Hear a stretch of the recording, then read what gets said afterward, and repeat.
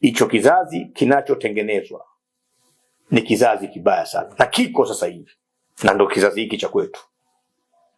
Ndio sababu unaona watu wako serikalini, maaskari wamebeba bunduki, lakini hawajabeba kweli ndani.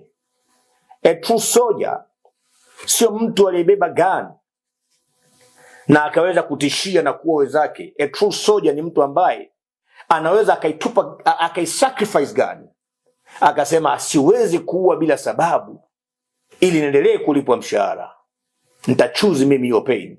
Nimwandikia siku moja IGP kwenye ukurasa wa X na Instagram, nikasema kwamba a true soldier is not a person ambaye anashika bunduki na kutishia watu, ni mtu ambaye anauishi ukweli ndani yake, hata kama huo ukweli una gharama.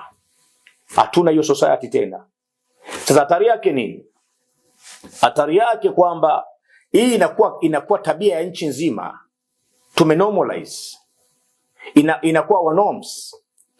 Sasa ikishakuwa tabia ya nchi nzima, watu hawa ndio hao wako Chadema, wako vyama vingine vya siasa.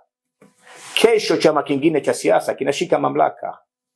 Kinashika mamlaka na watu wenye culture ile ambayo tumeifundisha katika vizazi cha kwanza, cha pili na cha tatu, na tumenormalize. Kwa kimsingi nini kitatokea?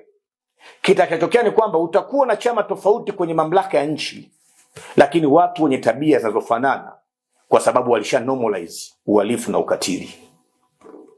Ndio maana rai yangu kwa watu wote wa maofisini, serikalini, kila mahali, kukataa uhuni sio swala la kuwa mpinzani, ni swala la maadili. Ni swala la kujali utu wema, la kuwa na empathy na sympathy, na kujua the purpose of living, sio ku accumulate.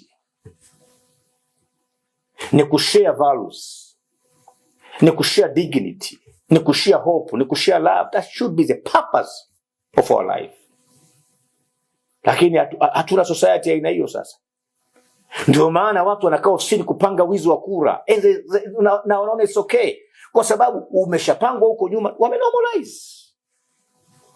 Na ndio maana anayezuia wizi wa kura anaitwa mhalifu.